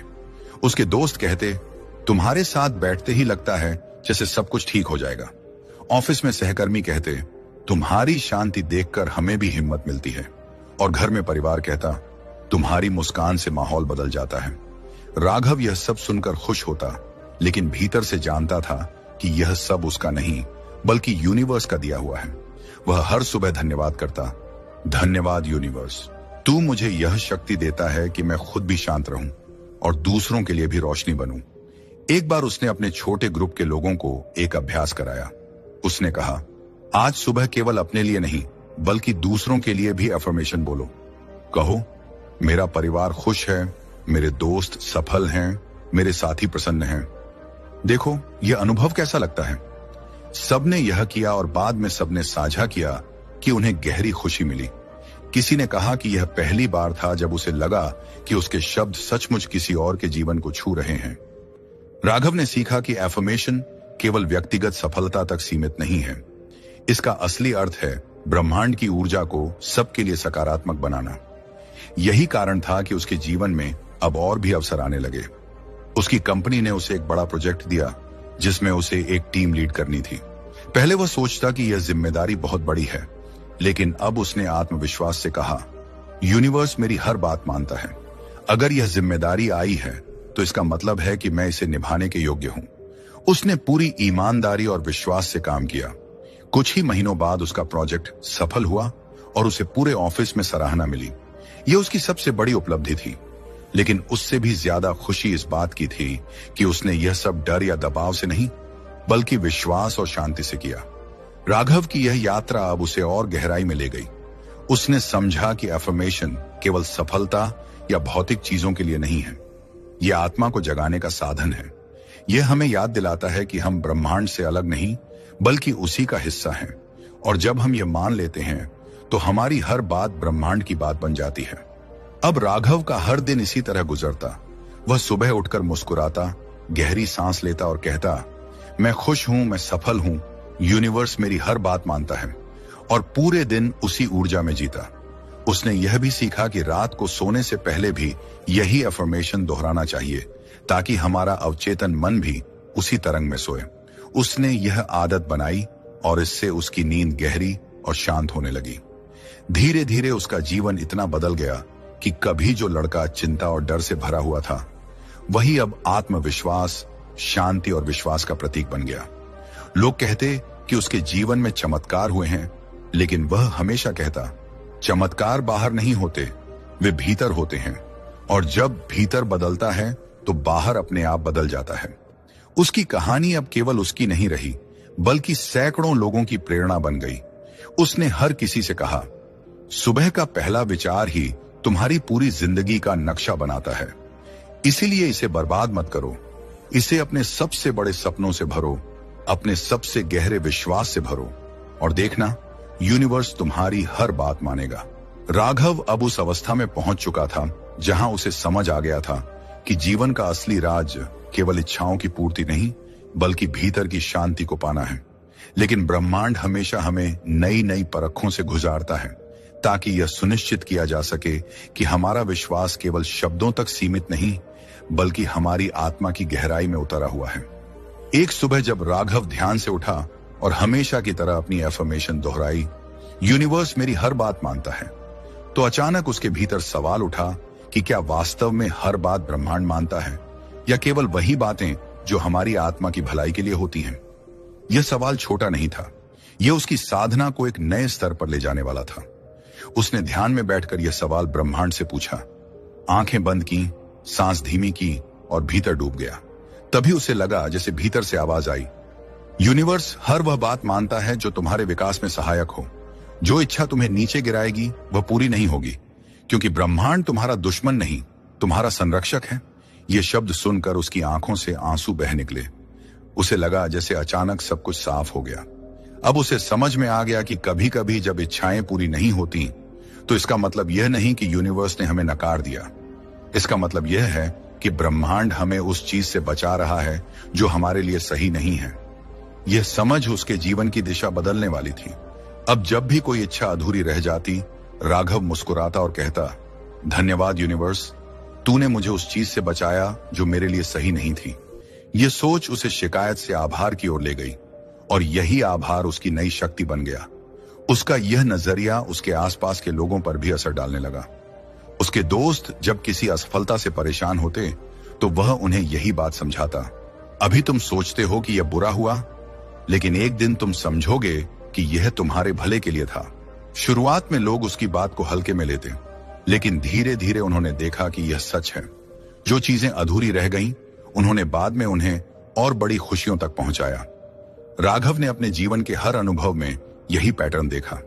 जब वह पुरानी नौकरी से निकला था, उस समय लगा था कि यह सबसे बड़ा संकट है, लेकिन वही संकट उसे उस नए अवसर तक ले गया जिसने उसकी जिंदगी बदल दी। जब कुछ पुराने रिश्ते टूटे थे, उस समय उसे लगा था कि वह अकेला रह गया है, लेकिन उन्हीं टूटे रिश्तों ने उसे आत्मा की शांति का रास्ता दिखाया। उसने महसूस किया कि हर ना के पीछे एक बड़ा हाथ छुपा होता है, और यह तभी दिखता है जब हम शिकायत छोड़कर आभार अपनाते हैं। अब उसकी एफर्मेशन और भी गहरी हो गई थी। वह सुबह कहता, यूनिवर्स मेरी हर बात मानता है। अगर मेरी बात मेरे भले के खिलाफ है तो यूनिवर्स मुझे उस रास्ते से बचा लेगा। मैं आभारी हूं। इस बदलाव ने उसे भीतर से और स्थिर बना दिया। धीरे धीरे उसके भीतर सेवा की भावना भी जागने लगी। अब वह केवल अपनी इच्छाओं पर ध्यान नहीं देता था, बल्कि यह सोचने लगा कि कैसे वह अपने ज्ञान से दूसरों का जीवन बदल सकता है। उसने छोटे छोटे समूहों में लोगों को सिखाना शुरू किया कि कैसे सुबह की एफर्मेशन उनके जीवन को बदल सकती है। एक दिन उसने अपने समूह में सभी से कहा, देखो, जब हम सुबह आंखें खोलते हैं तो हमारा मन सबसे साफ अवस्था में होता है। उस समय का पहला विचार पूरे दिन की दिशा तय करता है। अगर तुम सुबह उठते ही शिकायत या चिंता सोचते हो तो पूरा दिन वैसा ही हो जाएगा, लेकिन अगर तुम सुबह उठते ही आभार और विश्वास का बीज बोते हो तो पूरा दिन उसी ऊर्जा से भरा रहेगा। इसलिए सुबह उठते ही कहो, मैं खुश हूं, मैं शांत हूं, यूनिवर्स मेरी हर बात मानता है। लोगों ने जब यह अभ्यास किया तो उनके जीवन में भी बदलाव आने लगे। किसी को नौकरी में तरक्की मिली, किसी की सेहत सुधरने लगी, किसी के रिश्ते बेहतर हो गए। सब यह अनुभव साझा करते और कहते, सचमुच सुबह का पहला विचार ही हमारी किस्मत बदल देता है। राघव यह सब देखकर और भी आभारी हो गया। उसने समझा कि यह ज्ञान केवल उसके लिए नहीं है, बल्कि यह तो सबके लिए है, और जब वह दूसरों को यह रास्ता दिखाता है तो खुद उसका जीवन और भी उज्जवल हो जाता है। लेकिन जीवन का रास्ता कभी सीधा नहीं होता। कुछ समय बाद उसे एक और चुनौती का सामना करना पड़ा। उसके जीवन में अचानक एक बड़ा आर्थिक संकट आ गया। जिस प्रोजेक्ट पर वह महीनों से मेहनत कर रहा था, उसमें भारी नुकसान हो गया। साथ ही कुछ लोगों ने उस पर गलत आरोप भी लगा दिए। इस बार चुनौती पहले से भी बड़ी थी। कुछ समय के लिए उसका मन डगमगाया। उसने सोचा, क्या सचमुच यूनिवर्स मेरी हर बात मानता है? अगर हां, तो फिर यह सब क्यों हो रहा है? उसका मन उलझन में था, लेकिन फिर उसने अपने अनुभव याद किए। हर बार जब उसने भरोसा किया, तब अंत में सब अच्छा ही हुआ। उसने गहरी सांस ली और खुद से कहा, यह संकट भी मेरे भले के लिए आया है। यूनिवर्स मेरी हर बात मानता है, और अगर यह स्थिति आई है तो इसमें भी कुछ सीख छुपी है। मैं हार नहीं मानूंगा। उस रात वह ध्यान में बैठा और परमहंस योगानंद जी की किताब से पढ़े हुए शब्द याद आए। ईश्वर कभी तुम्हें उस अनुभव से नहीं गुजारता जिसकी तुम्हें आवश्यकता न हो। हर कठिनाई तुम्हारी आत्मा को और मजबूत बनाने के लिए आती है। ये शब्द उसकी ताकत बन गए। अगले कुछ हफ्तों तक उसने पूरी लगन और धैर्य से काम किया। उसने खुद को शिकायत से दूर रखा और हर दिन सुबह एफर्मेशन के साथ आभार भी बोला। धीरे धीरे स्थिति बदलने लगी। जिन लोगों ने उस पर आरोप लगाए थे, उनके झूठ खुल गए, और जो नुकसान हुआ था उसकी जगह उसे और बड़ा अवसर मिला। उसने महसूस किया कि सचमुच यह संकट भी उसके लिए वरदान ही था। इस अनुभव के बाद उसका विश्वास अटल हो गया। अब उसे कोई डगमगा नहीं सकता था। उसने अपने जीवन से सीखा कि एफर्मेशन केवल शब्द नहीं है, बल्कि यह हमारे और यूनिवर्स के बीच का गहरा संबंध है। जब हम सच में विश्वास करते हैं, तब यूनिवर्स हर कदम पर हमारा साथ देता है। अब उसका हर दिन एक उत्सव जैसा था। सुबह उठते ही वह मुस्कुराता और कहता, धन्यवाद यूनिवर्स, तूने मुझे जीवन का हर अनुभव दिया। मैं जानता हूं कि तू मेरी हर बात मानता है। उसकी मुस्कान अब केवल उसके चेहरे पर नहीं, बल्कि उसके चारों ओर एक रोशनी की तरह फैल जाती थी। लोग जब उससे मिलते तो कहते, तुम्हारे पास बैठते ही हमें शांति मिलती है। और वह हमेशा यही कहता, यह मेरी शक्ति नहीं है, यह ब्रह्मांड की शक्ति है। अगर तुम भी सुबह उठते ही अपने पहले विचार को पवित्र बना दो, तो तुम्हारा जीवन भी बदल जाएगा। राघव की साधना अब इतनी गहरी हो चुकी थी कि हर घटना में वह एक संकेत देखता था। उसे लगता था मानो ब्रह्मांड उसके कानों में धीरे से फुसफुसा रहा है और रास्ता दिखा रहा है। अब उसकी एफर्मेशन केवल सुबह का अभ्यास नहीं रह गया था, बल्कि यह तो उसकी हर सांस का हिस्सा बन गई थी। चलते फिरते, काम करते, लोगों से बात करते हुए भी उसके भीतर यह भाव बना रहता, यूनिवर्स मेरी हर बात मानता है। यही भाव उसकी सबसे बड़ी पूंजी थी। एक सुबह जब वह ध्यान में बैठा था, तो उसके भीतर से आवाज आई, अब समय आ गया है कि तुम अपनी रोशनी दूसरों तक पहुंचाओ। तुम्हारा जीवन केवल तुम्हारे लिए नहीं है, बल्कि उन सब के लिए है जिन्हें अंधकार में राह नहीं मिलती। इस संदेश ने उसके दिल को गहराई से छुआ। उसने महसूस किया कि उसकी अब तक की यात्रा केवल तैयारी थी, अब उसका असली मिशन शुरू होना था। वह सोचने लगा कि आखिर कैसे दूसरों की मदद करे।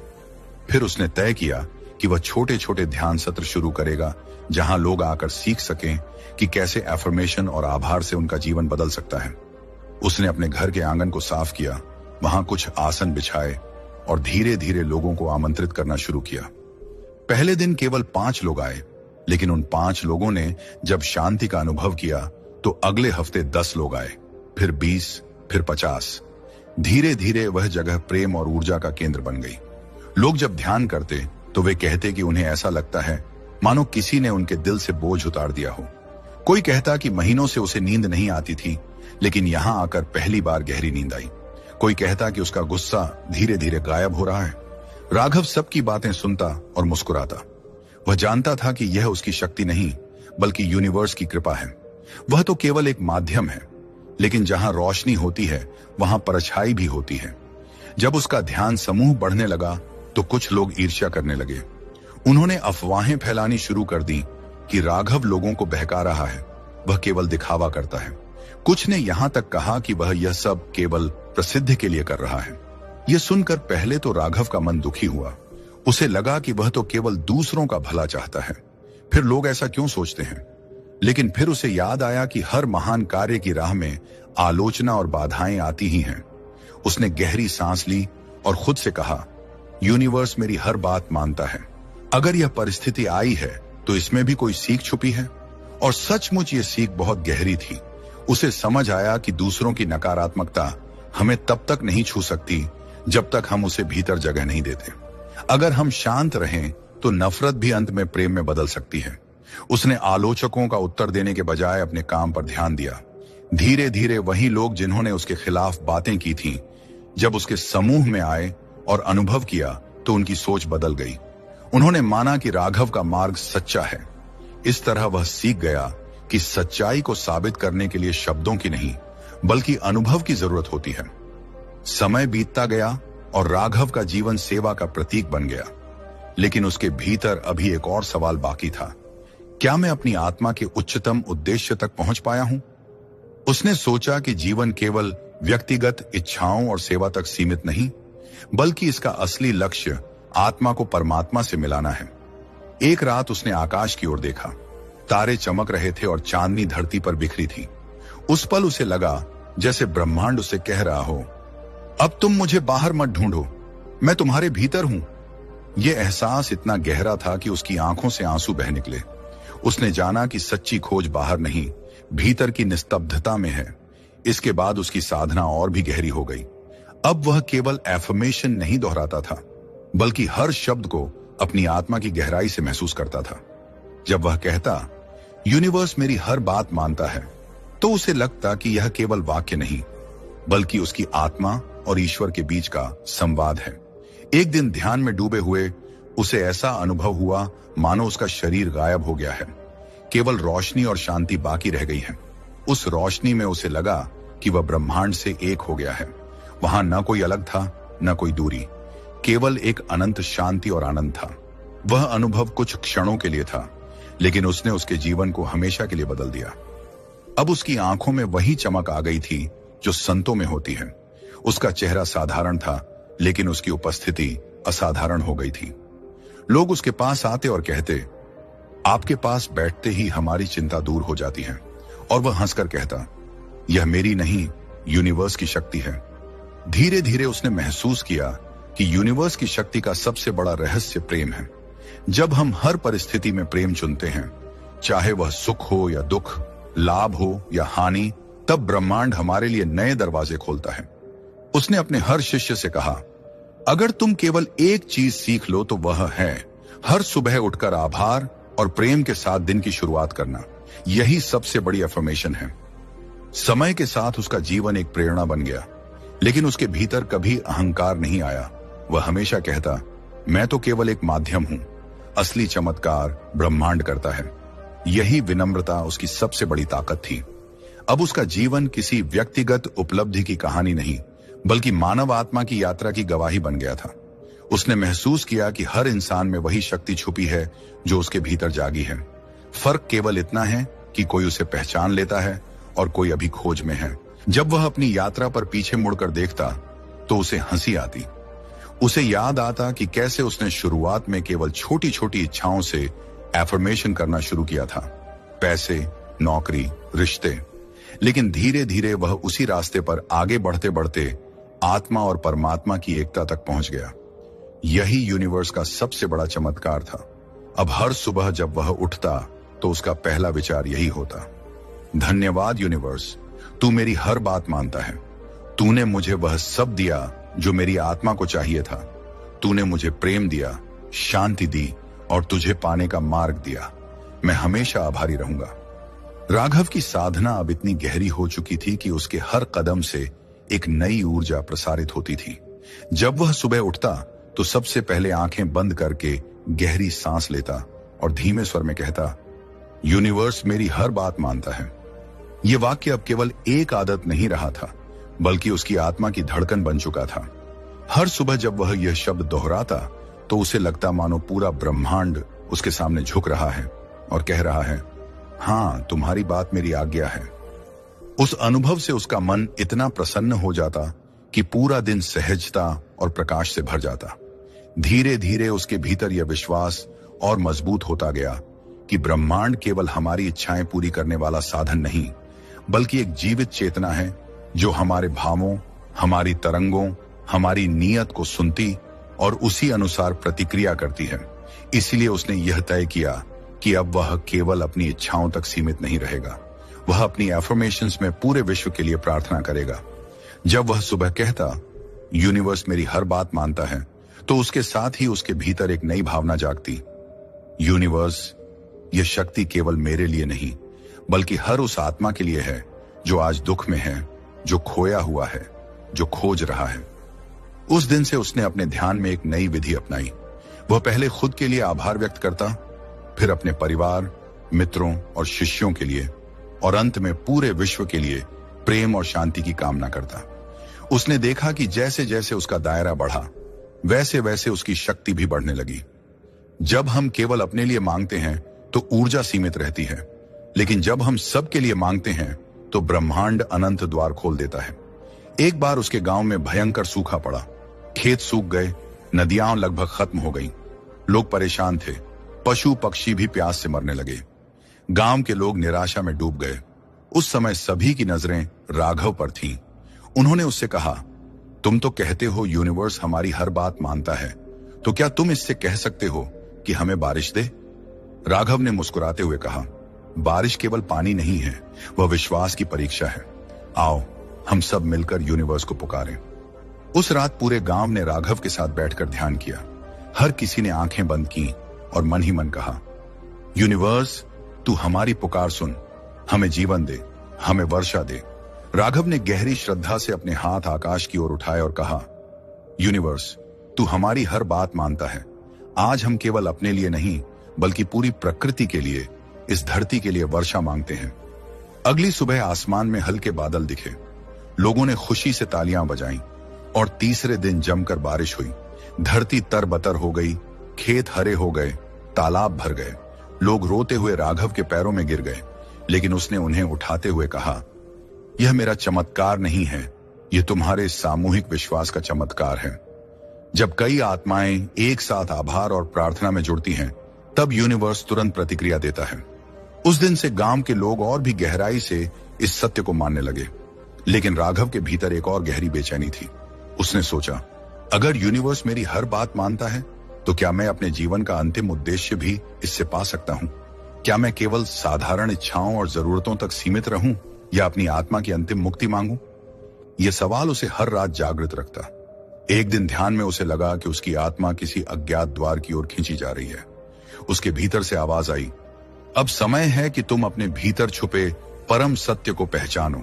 तुम जो शब्द दोहराते हो वे केवल इच्छाएं पूरी करने के लिए नहीं बल्कि आत्मा को परमात्मा से मिलाने का द्वार है। उस रात उसने निश्चय किया कि अब वह यूनिवर्स से केवल एक ही बात मांगेगा, मुझे अपने सच्चे स्वरूप से मिला दो। उसने आंखें बंद की और गहरी प्रार्थना की, यूनिवर्स, तू मेरी हर बात मानता है। आज मैं तुझसे कुछ और नहीं चाहता, केवल इतना चाहता हूं कि तू मुझे मेरे असली स्वरूप से मिला दे। मुझे यह अनुभव करा दे कि मैं केवल शरीर और मन नहीं बल्कि अनंत आत्मा हूं जो तेरे साथ एक है।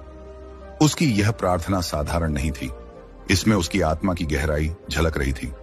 अगले कुछ दिनों तक वह लगातार इस प्रार्थना में डूबा रहा और एक दिन जब वह ध्यान में पूरी तरह खो गया तो अचानक उसे ऐसा अनुभव हुआ जैसे उसका शरीर मिट गया है।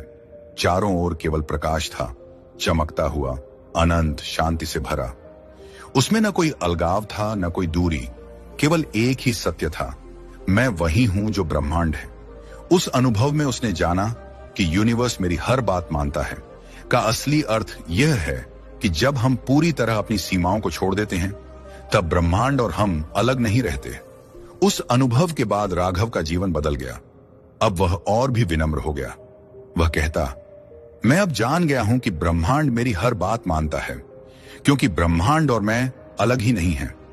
जब मैं अपने भीतर से कोई भाव भेजता हूं तो वह सीधा उसी चेतना से टकराता है जिसका मैं खुद हिस्सा हूं। यही कारण है कि एफर्मेशंस काम करते हैं। यही कारण है कि आभार हर दरवाजा खोल देता है। अब उसके शिष्य उससे और भी गहरे प्रश्न पूछते। कोई कहता, गुरुदेव, क्या हम भी वही अनुभव पा सकते हैं? तो वह मुस्कुराकर कहता, हाँ, हर आत्मा वही अनुभव पा सकती है। फर्क केवल इतना है कि तुम अपने भीतर कितनी गहराई तक जाते हो। हर सुबह उठो और ब्रह्मांड से कहो, तू मेरी हर बात मानता है। लेकिन इसे केवल शब्दों में मत कहो, इसे अपने दिल की गहराई से महसूस करो। जब तुम्हारे शब्द, भावना और विश्वास एक हो जाएंगे तब ब्रह्मांड तुम्हें भी वही अनुभव देगा। राघव का जीवन अब एक जीवित उदाहरण बन गया।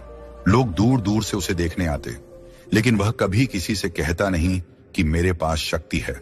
वह हमेशा कहता, शक्ति तुम्हारे भीतर है, मैंने केवल उसे पहचान लिया है, तुम भी पहचान सकते हो। धीरे धीरे उसकी आयु बढ़ी, उसके बाल सफेद हो गए, चेहरा झुर्रियों से भर गया, लेकिन उसकी आंखों की चमक कभी फीकी नहीं पड़ी। उसकी आंखों में हमेशा एक गहरा प्रेम और शांति झलकती। जब लोग उसके पास बैठते तो उन्हें लगता कि वे किसी नदी के किनारे बैठे हैं जो उन्हें शांति से भर देती है। अपने अंतिम दिनों में उसने अपने शिष्यों को बुलाया और कहा, याद रखो, यूनिवर्स हमारी हर बात मानता है, लेकिन हमें यह समझना होगा कि असली मांग क्या है। छोटे छोटे सुख और इच्छाएं मिलेंगी ही, लेकिन असली उद्देश्य है आत्मा को उसके स्रोत से मिलाना। जब तुम यह अनुभव कर लोगे कि तुम और ब्रह्मांड एक ही हो, तब तुम्हें कुछ मांगने की जरूरत ही नहीं रहेगी। तब तुम केवल आभार में जियोगे। उसकी बातें सुनकर शिष्यों की आंखों में आंसू आ गए, लेकिन राघव ने मुस्कुराकर कहा, मत रो, मैं कहीं नहीं जा रहा, मैं इसी ब्रह्मांड का हिस्सा हूं और जब भी तुम प्रेम और आभार के साथ एफर्मेशन करोगे, मैं वहीं तुम्हारे साथ रहूंगा। कुछ समय बाद जब उसने अपने शरीर को छोड़ा तो उसके चेहरे पर गहरी मुस्कान थी। लोगों ने कहा कि वह ऐसे गया मानो गहरी नींद में सो गया हो, लेकिन उसके शिष्य जानते थे कि उसने केवल शरीर छोड़ा है, उसकी आत्मा तो उसी ब्रह्मांड में विलीन हो गई है जिससे वह हमेशा संवाद करता था। आज भी जब गांव के लोग सुबह उठते हैं तो वे राघव की तरह एफर्मेशन करते हैं, यूनिवर्स मेरी हर बात मानता है। और जब वे यह कहते हैं तो उन्हें लगता है मानो राघव मुस्कुराकर उनके पास खड़ा है और कह रहा है, हाँ यह सत्य है, ब्रह्मांड तुम्हारी हर बात मानता है, बस तुम अपनी बात प्रेम और आभार से कहना सीखो। इस तरह राघव की कहानी केवल एक व्यक्ति की यात्रा नहीं रही, बल्कि हर उस आत्मा की गवाही बन गई जो यह मानती है कि ब्रह्मांड हमारे भीतर ही है और हम उसी से जुड़े हैं। उसकी कहानी यह सिखाती है कि अफर्मेशंस केवल इच्छाएं पूरी करने का साधन नहीं, बल्कि आत्मा की परम यात्रा का पुल है।